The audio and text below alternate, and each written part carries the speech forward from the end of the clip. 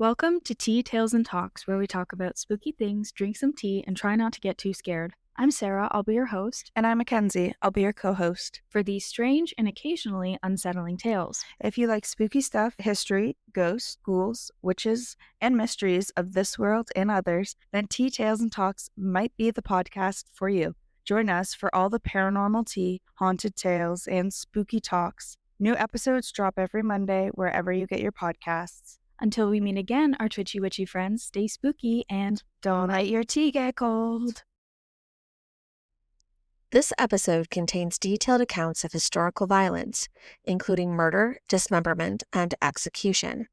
It also references the death of children and unconfirmed allegations of extreme brutality. Listener discretion is strongly advised, especially for those sensitive to themes of violence without motive and unresolved trauma. Please take care while listening. In the late 1700s and early 1800s, the American frontier was a dangerous place. Law enforcement was scarce, towns were scattered, and survival often depended on how fast you could draw or how far you could run. It was a time of expansion and conflict, where cowboys clashed with native tribes and outlaws made their own rules.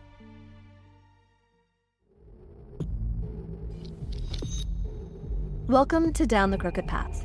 I'm your host, Amanda Joy. Join me as we dive into eerie and spine-chilling stories that blur the lines between reality and the unknown. From cryptids and mysterious disappearances to true crime, UFO sightings, and paranormal activity. Venture into the unknown and uncover the secrets that lie down the crooked path. The wilderness wasn't just wild. It was lawless. Bandits, drifters, and opportunists thrived in the chaos, and the violence became a part of everyday life. In this volatile landscape, the lines between legend and reality blurred, and the stories that survived were often soaked in blood. It was the perfect setting for something darker to take root. Before America had a name for it, before the newspapers knew what to call it, the Harpe brothers were already redefining what it meant to kill without consequence. Before America had a constitution, before it had a police force, before it had any real concept of justice, it had blood in the dirt and silence in the woods. The revolution had ended, but the country it left behind was not yet a nation. It was a loose collection of states, territories, and ambitions. There was no federal marshals, no centralized courts, and no prisons with iron bars and numbered cells. Justice, when it did appear, was improvised, delivered by whoever held the most authority in that moment, whether that meant a landowner, a militia captain, or a group of armed neighbors. The divide between loyalists and patriots lingered long after the Treaty of Paris. In many places, it actually deepened. Former allies turned against one another, and old resentments hardened into vendettas. In the backcountry of Virginia, the Carolinas, and the newly claimed Western Territories, political alliances became a matter of survival. Property disputes escalated into shootouts, families were fractured, and the war had taught men how to kill, and peace had not provided a reason to stop. Militias that once fought for independence now served as local enforcements and private armies. Some towns had constables, but few had laws that extended beyond their borders, and fewer still had the means to enforce them. In Kentucky and Tennessee, settlements were scattered across vast stretches of wilderness, each one isolated by miles of forest and river. Communication was slow and unreliable. News traveled mostly by word of mouth, often distorted or delayed. A murder in one country might not be known in the next.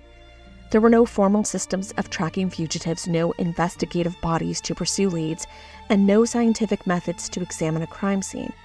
A man could vanish into the woods and reappear under a new name, with no one to challenge his story. In the absence of structure, communities would turn inwards. Vigilant justice became the norm. Posses would form quickly, and executions were carried out without trial. If someone was suspected of theft, assault, or worse, they might be seized and punished on the spot. Trials, when they did occur, were informal and often influenced by emotions rather than evidence. A jury might consist of whoever happened to be nearby. Sentences were decided by consensus or intimidation. Justice was not codified process, but it was more a reaction to anger, fear, and rumor. The geography itself worked against any attempt at order. Dense forests, winding rivers, and rugged terrain made pursuit difficult and escape easy. Settlers feared not only native resistance and wild animals, but also the unpredictability of their fellow frontiersmen.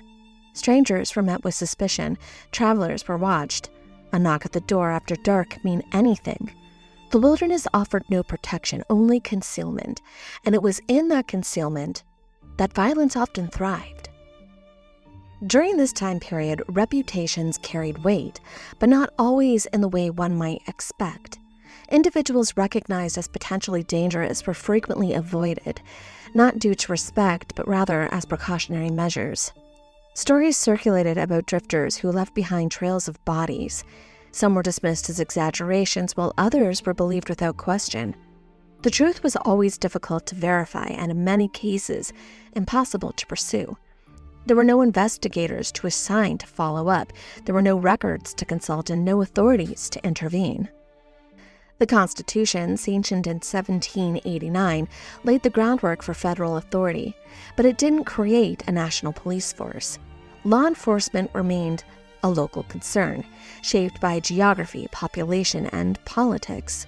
Most communities relied on constables and sheriffs or volunteer watchmen, roles inherited from English common law. But these figures were often undertrained, underpaid, and overwhelmed. In rural and frontier regions, forming policing was virtually non-existent. Instead, justice was carried out by militias, self-appointed regulators, and committees of vigilance. These groups operated outside of any legal framework, often dispensing punishment based on rumor, personal grievances, or communal fear. Their actions were sometimes seen as necessary, sometimes as mob rule. But either way, they filled a void that was left by the absence of structured law enforcement. Urban centers like Boston, New York, and Philadelphia experimented with night watch systems as early as the 1600s, but these were informal and largely ineffective. Watchmen were often volunteers or draftees who patrolled the streets at night, looking out for gambling, prostitution, and disorder. Many slept on the job, others would drink. Some were assigned duties as punishment. The systems persisted into the early 1800s, but they couldn't keep up with the pace of the growing populations and rise in crime. The first modern police departments in America began to form in the mid-19th century. Boston established its official force in 1838, followed by New York in 1845 and Philadelphia in 1854. These departments adapted a quasi-military structure, modeled in part on London's Metropolitan Police. Their primary role was not to investigate, but the prevention of public disorder. Detectives, forensic science, and behavioral profiling were still decades away. In the South, law enforcement evolved differently. During and after the Civil War, local sheriffs often operated with broad authority, sometimes continuing the legacy of slave patrols. Their focus was less on crime prevention and more on maintaining social order, especially racial hierarchy. In frontier territories, sheriffs and marshals were appointed or elected, but their reach was limited. Many of them operated alone with little oversight and very few resources. By the late 1800s, most major cities would establish police departments, but rural areas remained reliant on informal justice. The federal government would not create a national investigative body until 1908, when the Bureau of Investigation, later the FBI, was formed. Behavioral science, criminal profiling, and forensic analysis would not enter the picture until the mid-20th century. The Harpe brothers emerged in the narrow window between chaos and control, when the frontier still operated outside the reach of organized law and systems meant to contain violence were only beginning to form. Long before the term serial killer was coined, the Harpe brothers were already embodying it. operating in a world that offered no language for their brutality and no system capable of stopping it. The Harpe brothers were born in North Carolina, likely in the 1760s, during a time when the colony was already fractured by the tensions that would erupt into the Revolution. Their names were Micajah and Wiley, though they would later become better known by their nicknames, Micajah as Big Harpe and Wiley as Little Harpe. Some accounts suggest that they were cousins, not brothers, and that their original surname may have been Harper. The spelling shifted to Harpe appeared in later records, possibly altered to match the pronunciation or to obscure their origins. Their early lives are difficult to trace with certainty, but what survives points to a very violent beginning. During the Revolutionary War, they aligned with the Loyalist cause, joining Tory raiding parties that targeted Patriot settlements. These groups operated with brutal proficiency, burning homes, stealing livestock, and killing without restraint. The Harpes were not soldiers in any formal sense. They were irregulars, part of the loose network of loyalist guerrillas who used the war as cover for personal violence. During this period, their conduct was characterized by reports of excessive force, with documented incidents of actions surpassing the boundaries of standard military operations. The nicknames Big Harpe and Little Harpe were not affectionate but rather descriptive. Micajah, the larger of the two, was known for his physical strength and imposing presence. Wiley, smaller and more agile, was often seen as the follower, though by all accounts he was no less dangerous. Together they formed a pair whose reputation began to spread through whispers and warnings long before any formal charges were ever even considered. Their names, whether real or assumed, became attached to stories that traveled faster than the law and lasted longer than the settlements they passed through. After fleeing Patriot retaliation in the aftermath of the Revolutionary War, the Harpe brothers disappeared into the wilderness that bordered the Chickamauga Cherokee territories near Nickajack Village, Tennessee. The Chickamauga was a militant fraction that had broken from the main Cherokee body, resisted the American expansion with force, and the Harpes found refuge among them for more than a decade. Whether they were accepted as allies or simply tolerated as outsiders is unclear, but they remained in the region long enough to avoid detection and continued their violent habits without any interference. It was during this period that the brothers abducted Maria Davidson and Susan Wood, who were daughters of settlers whose homes had been targeted in raids. The details of the abductions are sparse, but surviving accounts describe the women as being taken against their will and subjected to repeated abuse. Both were forced into what the Harpes referred to as marriage, although there was no ceremony, no consent, and no legal recognition. Maria and Susan were claimed by Big Harpe, who treated them not as partners but more as possessions. Their lives became tethered to the movements of the brothers, who rarely stayed in one place and avoided contact with outsiders. The two women lived in isolation, often deep in the woods or along remote trails, far away from any settlements that might offer them help.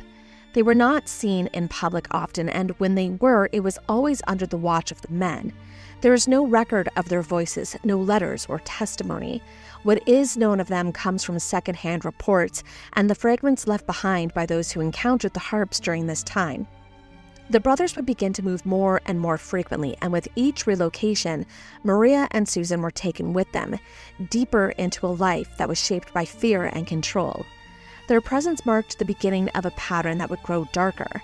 And in these earlier years, they were already living inside a story that few would survive and fewer still would understand.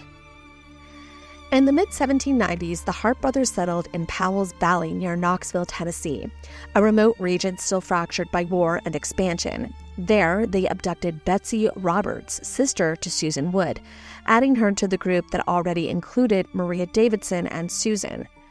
Betsy, like the others, was taken by force and absorbed into the traveling household the Harpes maintained as they moved between isolated camps and settlements.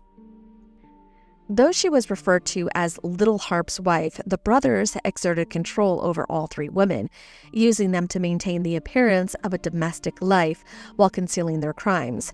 The women bore children under brutal conditions, living in constant motion without safety or medical care.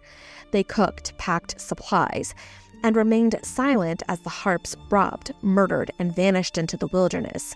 There is no evidence connecting the women to these violent crimes. However, their confinement associated them with the environment in which violence was present. On June 1st, 1797, in Knoxville, Tennessee, Wiley Harpe entered into a legal marriage with Sarah Rice, the daughter of a local Baptist minister. The ceremony was recorded without incident, and the union appeared conventionally on paper. Sarah was young and raised in a religious household, and likely unfamiliar with the true nature of the man she was marrying. While Wiley presented himself as a traveler, perhaps a little rough around the edges, this was not out of place in a region where many men arrived with little background and very few questions were asked. Shortly after the marriage, Sarah joined the Harpe Party, becoming the fourth woman bound to the brothers' movements. Her inclusion marked a shift in the group's dynamic, although it didn't alter the structure already in place. Like Maria, Susan, and Betsy before her, Sarah was absorbed into the traveling household, expected to contribute to its survival and maintaining the appearance of domestic normalcy. The brothers continued to move through the frontier, and Sarah, now legally tied to Wiley, became a part of the illusion they used to mask their true intentions. Her arrival coincided with the beginning of a documented trail of violence. Though she had no known role in the crimes that followed, her presence placed her at the edge of the events that would soon draw attention. The Harpes didn't operate as fugitives at this stage. They were still able to pass through settlements, trade for supplies, and interact with locals. Sarah's marriage gave them a new layer of legitimacy, one that allowed them to remain unnoticed for just a little while longer. By mid-1797, the Harpes had camped along the banks of the Holston River east of Knoxville. The group had grown, the 4 women and several children, and 2 men rarely gave their real names. They kept to the edge of settlements, close enough to trade but far enough to avoid questions. The locals noticed them, but the family facade dulled any sort of suspicion. No one truly knew what they were capable of. And then a body surfaced. The body of a man named Johnson was discovered nearby, mutilated, gutted, and weighed down with stones before being submerged in the river. The method of disposal was crude but very deliberate, designed to delay discovery and obscure identification. The damage was extensive, and the intent was unmistakable. This wasn't a robbery or a fight, it was something much colder. The method of disposal, stones packed into the chest cavity, limbs twisted unnaturally, would become very familiar, but at the time it was nothing short of simply horrifying. The body surfaced and suspicions quickly turned towards the Harpes. Witnesses recalled Johnson speaking with them, and no one had seen him since. The brothers didn't wait for confrontation, instead they simply gathered their wives and children and vanished into the woods. By late that same year, the Harpes had crossed into Kentucky, following the Wilderness Road, a narrow winding route carved through the Cumberland Gap and used by settlers pushing west. The path was remote, flanked by dense forest and steep ridges, with long stretches where travelers rode alone. It was here that a man known as Peddler Peyton was last seen alive. He had been moving goods by horseback, carrying supplies and trading items between settlements.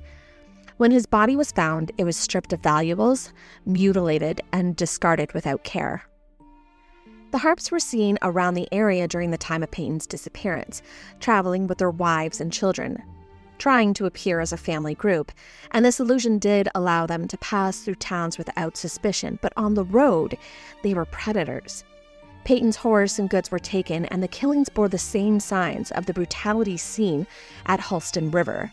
The body showed no signs of struggle or defensive wounds, only the aftermath of a sudden and overwhelming attack.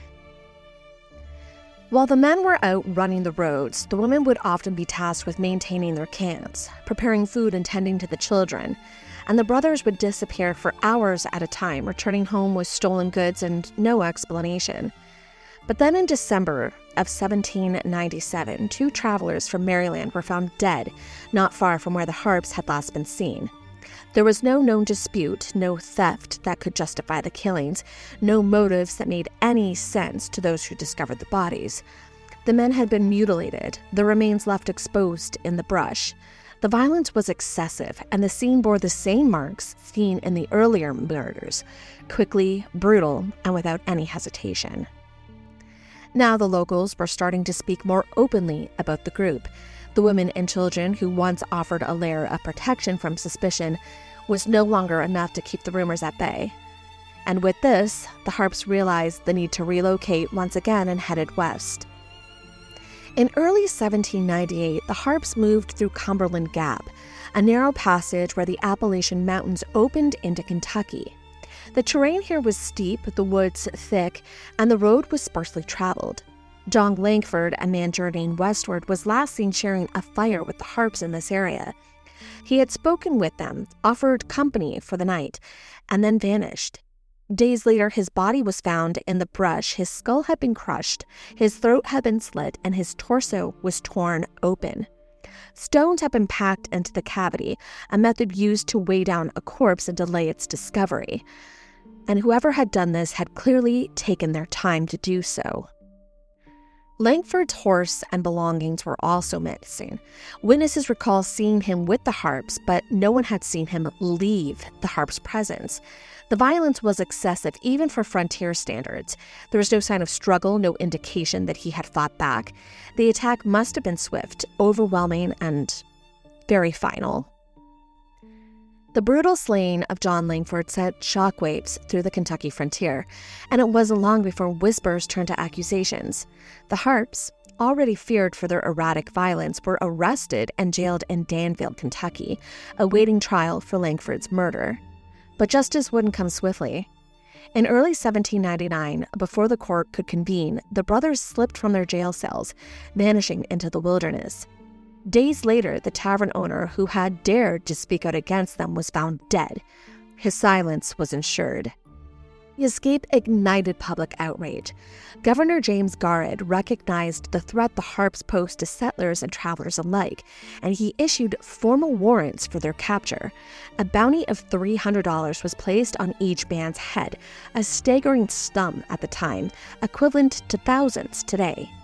It wasn't just a call for justice, but it was a warning, and the hunt for the Harpes had begun. By the late 1790s, the Ohio River had become a corridor of commerce and migration, but it was also a hunting ground. Flatboats drifted slowly downstream, heavy with goods and families pushing westward. The riverbanks were lined with dense forest, limestone cliffs, and long stretches where no help could be summoned. Amongst the most dangerous location was Cave-In Rock, a cavern carved into the bluffs of Illinois' side of the river. The cave was large enough to conceal men, horses, and stolen cargo. It had been used by outlaws for years, but by 1799, it was under the control of Samuel Mason. Mason had once served as a militia captain during the Revolutionary War. He had fought against Native forces in the Northwest Territory and held a commission under George Washington. After the war, though, he turned to crime, essentially becoming a river pirate. He operated along the Natchez Trace and the Ohio River, robbing travelers and coordinating attacks on flatboats. His gang was comprised of highwaymen, counterfeiters, and deserters. They posed as traders or settlers, luring victims into the caves or ambushing them along the river, and then disposed of bodies in the current. Mason was known to be calculating and charismatic, able to maintain control over a group of violent men while avoiding capture for years. When the Harpes arrived, they were not strangers. Word had traveled ahead of them, and Mason's men had already heard about the bodies found in Kentucky, discovered mutilated, gutted, and packed with stones to keep them submerged. The method was not common, and it marked the killers as something different. The gang had robbed and murdered, but the Harpes had left behind scenes that lingered. Mason allowed them in. The cave offered protection, and the gang had no shortage of targets. In comparison to the river pirates, the Harpes operated differently. They didn't follow order and they moved separately from Mason's crew, choosing their own victims and carrying out attacks that had no clear motives beyond cruelty, while still joining alongside the gang's raids. One such raid resulted in the capture of a man whose name was never recorded. He was taken alive and brought back to the cave. While Mason's men drank deep into the night, the Harpes separated the captive from the others. By morning, the gang was awoken by screaming from the cliffs above. The Harpes had stripped the man, tied him to a blindfolded horse, and then driven it forward to the edge. The horse went over, the man still bound to the saddle. His body was found broken on the rocks below, limbs shattered, skull crushed, rope still clutched around his chest. Now, of course, the pirates had killed before, but this was different. This man had already been subdued and he posed no threat, so the killing didn't serve a purpose. Mason's crew had tolerated the Harpes' presence, but after this, they were no longer willing to. The brothers were expelled from the cave shortly after. Mason had tolerated them for a time, but the killings continued, and the gang had begun to worry that the Harpes would draw attention, regulators, lawmen, or worse. Mason made the decision to expel them. They didn't fight. The Harpes were just told to leave, and they did so. But even still, the bodies continued to surface long after. Following their eviction from the river pirates, in August of 1799, the brothers were now moving through western Kentucky.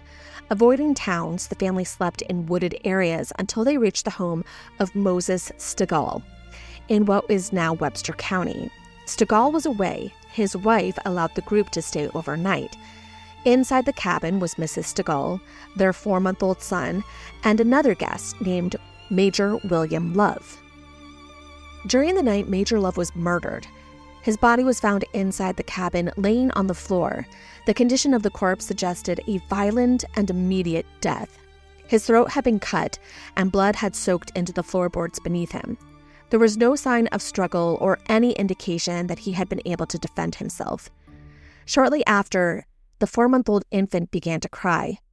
Big Harpe took a hold of the child and slit its throat. His body was found nearby, wrapped in a bloody cloth. Mrs. Stegall was found in a separate part of the cabin. Her body showed signs of blunt force trauma. She had been struck in the head, likely with a rifle or heavy object, and left where she fell. The Harpes, of course, fled before sunrise, leaving the bodies behind. Around the same time as these murders, possibly even the same day, Big Harpe killed his own infant daughter.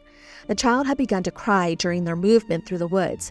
Harpe took her from his wife's arms and struck her in the head against the trunk of a tree. The blow was fatal and the body was left behind. The act was witnessed by members of a traveling party and later confirmed in statements given to the local authorities. The child's name was never recorded. Her age was estimated to be under a year old, and there was no attempt made to bury her. When Moses Stegall returned and discovered the scene, he quickly joined a posse that was already starting to accumulate in the area to hunt down the brothers. The group included John Leeper and local men familiar with the terrain. They tracked the Harpes through the woods, following signs of movement and discarded items. The trail led to Pond River. The Harpes hadn't moved very quickly. They were traveling with children and carrying supplies, and the posse was able to catch up with them near the riverbank. Big Harpe was spotted ahead of the group, attempting to flee on horseback. John Leeper fired a round, striking him in the back. But the bullet didn't kill him. Instead, he was pulled from the saddle and, unable to stand, was easily subdued by the posse with little struggle. Surrounded by the group, Moses Stegall demanded a confession from him. Harpe admitted to the murder of Major William Love. He described the killing without any emotion, and he also acknowledged the death of Mrs. Stegall and her infant son. He listed other victims, naming locations and methods. The total of individuals murdered reached 20. And when asked if he had any regrets for his action, he named only one, that of his infant daughter. He had claimed that the crying had disturbed him, and he quieted her in an attempt to conceal them. It was here Moses Stegall enraged, decapitated Big Harpe at the site of capture. His head was then taken and mounted on a spike at the crossroad near Pond River. His body was buried nearby. The head remained on display for years.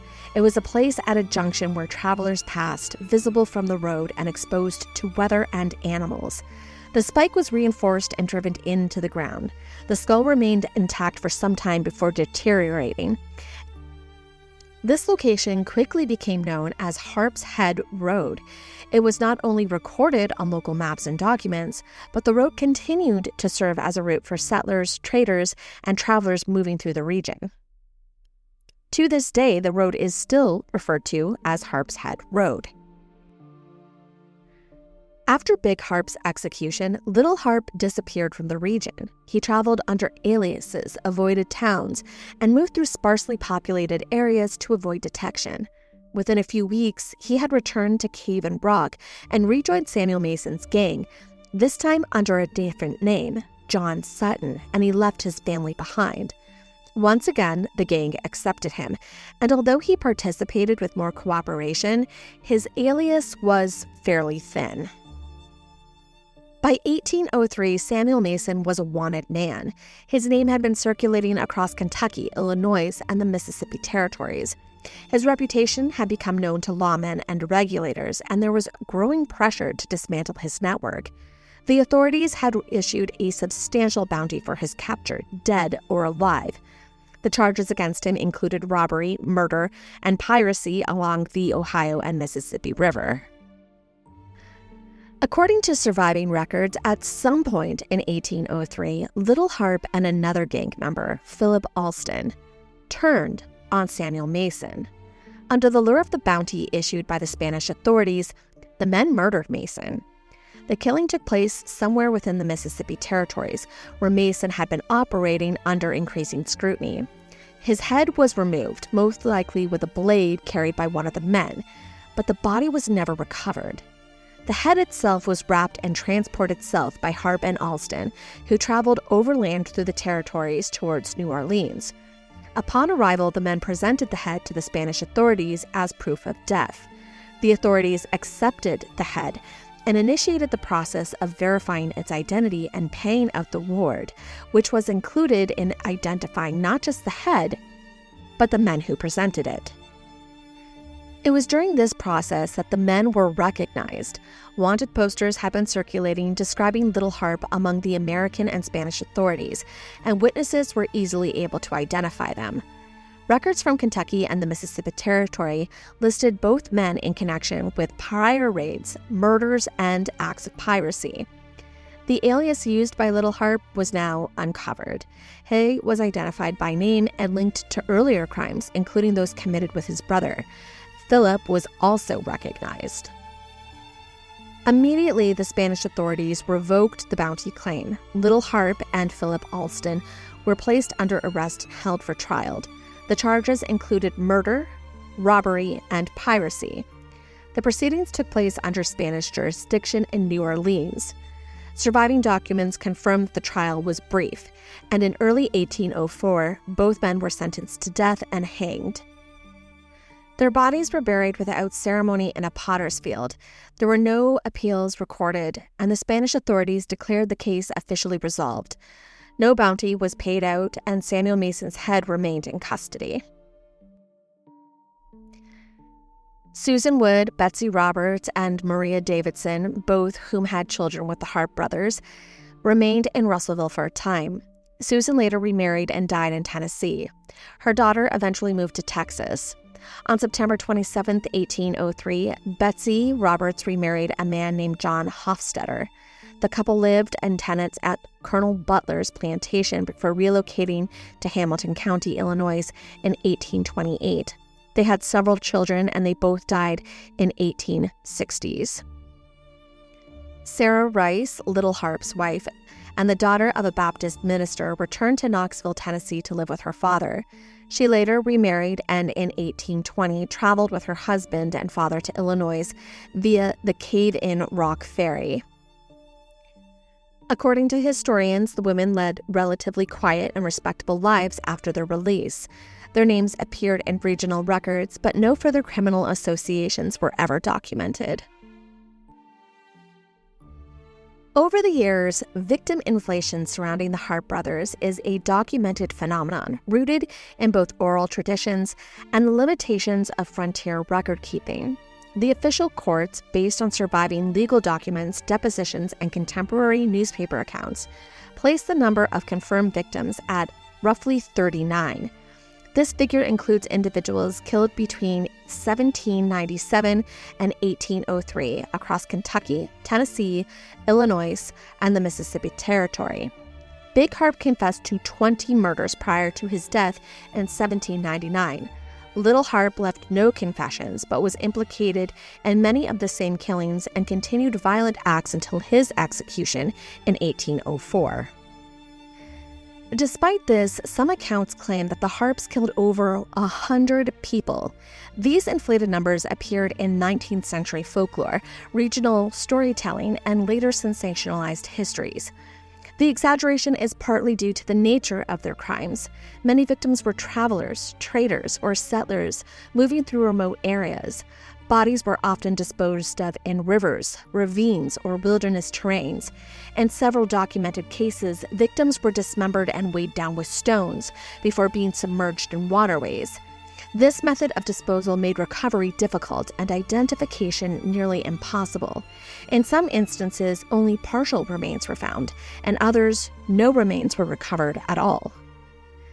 The Harpes also operated under multiple aliases and moved frequently. They avoided towns, traveled with women and children, and posed as settlers. Their mobility and concealment tactics made it difficult for law enforcement to track their movements or connect crimes across jurisdictions. Local authorities often lacked the resources to investigate disappearances, and communication between counties was limited. As a result, many deaths were unreported and may have never been formally attributed to the Harpes. Oral traditions have preserved the disappearances and often attributed them to the brothers. Over time, stories of missing persons, unexplained deaths, and violent encounters were folded into the Harpe narrative. The lack of recovered bodies and the brutality of known killings contributed to the belief that the true number of victims may be far higher than recorded. While the official courts remain at 39, historians acknowledge that the actual number may never be known. The terrain, the disposal method, and the gaps in documentation make confirmation overall impossible. The inflation reflects both the fear that they inspired and the limitations of frontier justice. There were also rumors of cannibalism surrounding the Harpe brothers that emerged in the decades following their death, largely through sensationalized retellings. These claims, particularly those directed at Big Harpe, suggested that he consumed parts of his victims or engaged in ritualistic mutilations. Stories circulated that he fed on flesh, stored body parts, and used remains in symbolic ways. None of these allegations are supported by contemporary records. There are no courtroom documents, no depositions, or even newspaper accounts from that period that mention cannibalism. Surviving legal proceedings focus on murder, robbery, and the piracy. Witness statements describe dismembered and disposal methods, but not consumption. The brutality of the killings, especially the targeting of children and the use of a bladed weapon, may have contributed to the emergence of these claims. But the absence of recovered bodies, combined with the Harpes' reputation for cruelty, created space for such exaggeration. Historians have constantly rejected these claims. The available documentation does not support them, and the sources that do mention cannibalism rely on hearsay or retrospective story retelling. While the Harpes did commit documented acts of extreme violence, the cannibalism allegations remained unsubstantiated. Compared to other outlaws operating in the late 18th and early 19th centuries, the Harpe brothers stand apart in both method and in motive. Most frontier criminals of the period, such as Samuel Mason and John Murrell, as well as other river pirates, were driven by profit. Their crimes centered on theft, fraud, and organized robbery. The Harpes, by contrast, committed murders that were often unprovoked, indiscriminated, and without clear financial gain. who led gangs based at Cave and Rock, posed as a traitor and targeted flatboats along the Ohio and Mississippi rivers. His groups robbed crews, seized goods, and occasionally killed witnesses. Mason's operations were structured, with defined roles and coordinated raids.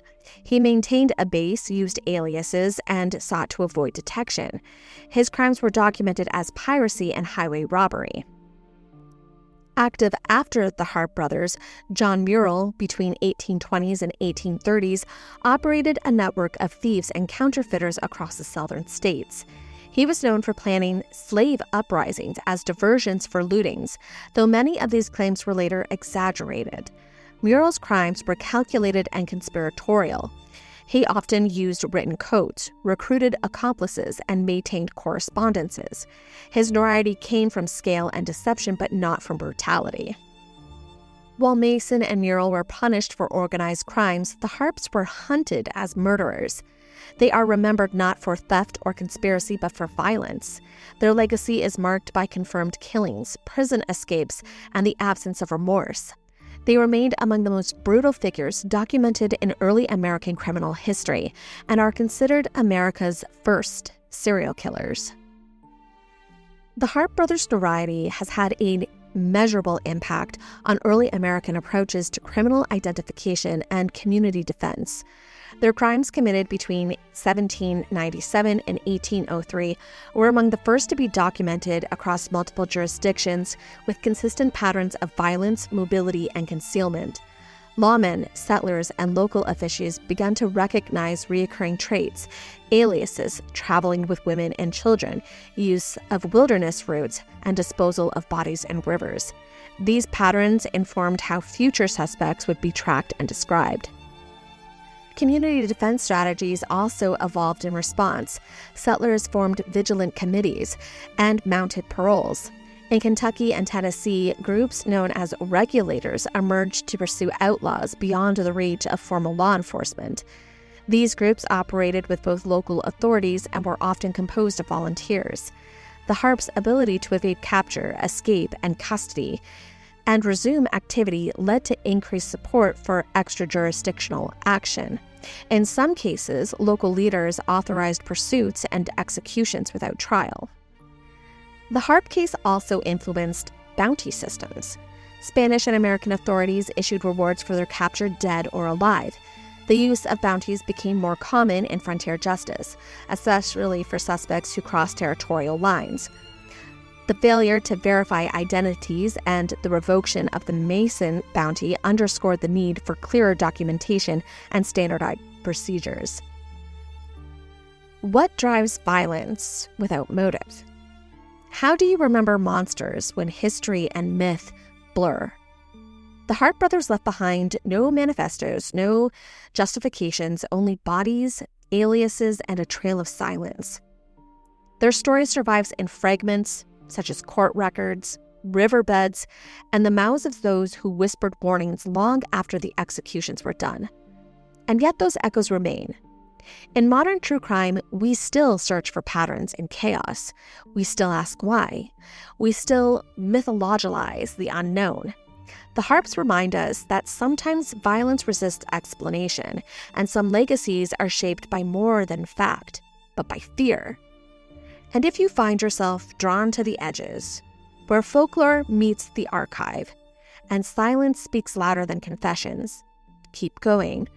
There are stories buried in the soil waiting to be unearthed. I'm Amanda Joy. Until next time, keep your lanterns lit and keep wandering. Thanks for wandering down the crooked path with me. If you're drawn to the eerie, the macabre, and the stories time tried to forget, you'll feel right at home here. Whether it's folklore, forgotten rituals, or the strange corners of history, there's always another twist in the path. And every post is a breadcrumb deeper into the beautifully unsettling. Follow at Down the Crooked Path on TikTok and over on Instagram for haunting visuals, behind-the-scenes lore, and sneak peeks into upcoming episodes. And if you're craving even more chills, check me out over at Canadian Creepies Podcast, where I co-host with Val, It's true crime with a northern twist, and Down the Crooked Path has its own Tuesday segment diving into even more paranormal side of Canada. Stay curious and keep walking.